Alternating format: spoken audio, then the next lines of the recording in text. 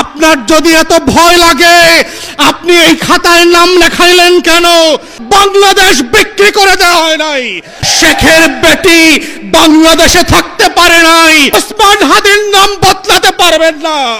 আবারও নির্বাচনের তারিখ চলে এসছে এবং সেই নির্বাচনের তারিখের সময় কি বিমান আসবে না নির্বাচনের দিন ঘোষণা হবে সেটা নির্ভর করছে আপনি 24 জুলাইয়ের প্রত্যেকটা দিনের স্লোগানগুলো কতটুকু মনে রেখেছিলেন।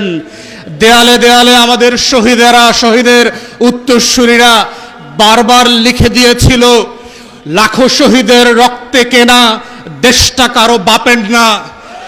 কিন্তু আমরা দেখলাম আপনাদের একজন এমপি এবং বেনামীয় মন্ত্রী, যাকে আমরা গত 17 বছর ফ্যাসিবাদ বিরোধী আন্দোলনে দেখি নাই, মিছিল মিটিং মামলার হিসাবে আসামি আকারে কোর্ট কাচারিতে দৌড়াদৌড়ি করতে দেখি নাই, তিনি তার এলাকার 4টা ইউনিয়নের নাম নিজের নামে লিখে দিলেন। ওইটাই কিন্তু হাসিনার পতনের শুরু হয়েছিল, মনে রাখিয়েন। 4,500 কোটি টাকা গত 17 বছরে হাসিনা শুধু খরচ করেছে বাপের নামে আর বংশের নামে মূর্তি বানানোর জন্য। মূর্তি বানানোর রাজনীতি সফল হয় নাই। শেখের বেটি বাংলাদেশে থাকতে পারে নাই। স্কুলের নাম বদলাতে পারেন, কলেজের নাম বদলাতে পারেন, গ্রামের নাম বদলাতে পারেন, ইউনিয়নের নাম বদলাতে পারেন, ওসমান হাদির নাম বদলাতে পারবেন না। লাখো শহীদের রক্তে কেনা দেশটা কারো বাপের না। প্রধানমন্ত্রীর না, শাহ আলমের কাছেও বাংলাদেশ বিক্রি করে দেওয়া হয় নাই। অতএব আজকে যারা বিচার নিয়ে ছিনিমিনি খেলছেন, বাংলাদেশের ইতিহাসের অন্যতম যোগ্য ব্যক্তিকে আইসিটির প্রসিকিউশন থেকে সরিয়ে দিয়ে একটা অযোগ্য দালাল দলীয় লোককে দিয়েছেন। তিনি আজকে বলছেন তিনি নাকি বিচার করতে ভয় পাচ্ছেন। আপনার যদি এত ভয় লাগে আপনি এই খাতায় নাম লেখাইলেন কেন? যারা ভীত তারা তো ওই পারে পালিয়ে গেছে। নতুন বাংলাদেশ সাহসী শহীদদের জন্য, আবু সাইদ মুগ্ধের জন্য, যারা বিচারকে নিজের শাহাদাতের সম্মাননা আকারে নিয়ে এই ফয়সালা করবে, যেটা আপনারা করতে পারছেন না, দালালি করছেন।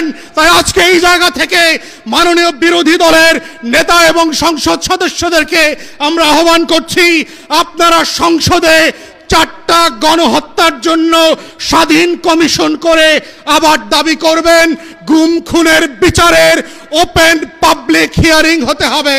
যেটা আমেরিকাতে, পশ্চিমা দেশগুলোতে যেই গণশুনানি হয়, গত 17 বছরের হাজার হাজার গুম হয়ে যাওয়া লাশ পর্যন্ত, স্মৃতি পর্যন্ত হারিয়ে ফেলা মানুষদের গল্প এই বাংলাদেশের 20 কোটি মানুষের ঐতিহাসিক স্মৃতি সংরক্ষণের জায়গা থেকে স্মরণে রাখতে হবে। এই কমিশনগুলো বিটিভি এবং সংসদ থেকে লাইভ করতে হবে।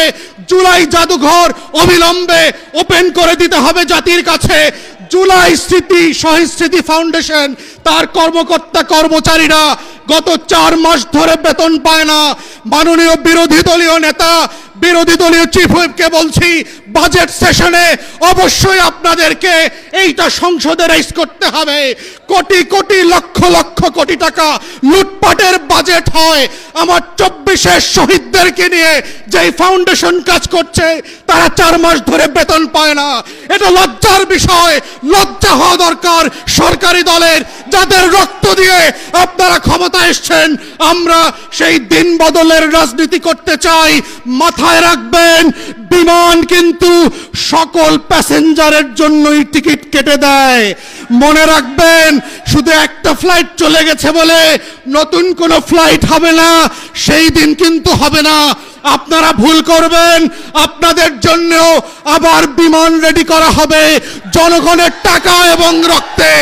যদি সেই দিনটা না চান, বাংলাদেশে রক্তের শাহাদাতের উপরে দাঁড়িয়ে গণ অভ্যুত্থানের আমলনামার উপরে ভিত্তি করে বাংলাদেশ পরিচালনা করবেন।